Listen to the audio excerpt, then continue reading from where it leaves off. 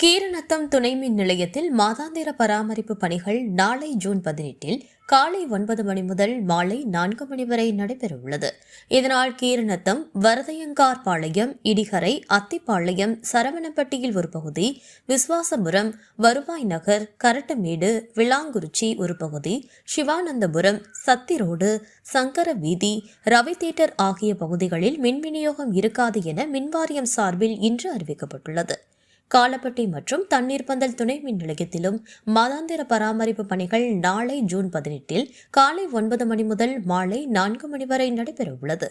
இதனால் தண்ணீர் பந்தல், லட்சுமி நகர், முருகன் நகர், சேரன் மாநகர், குமுதம் நகர், ஜீவா நகர், செங்காளியப்பன் நகர், காலப்பட்டி ஒரு பகுதி, நேரு நகர், சித்ரா, வள்ளியம்பாளையம், கேஆர் பாளையம், விளாங்குறிஞ்சி, பீலமேடு ஒரு பகுதி, தொழிற்பேட்டை, ஷாப் நகர், மகேஸ்வரி நகர் ஆகிய பகுதிகளில் மின் விநியோகம் இருக்காது என்பது குறிப்பிடத்தக்கது.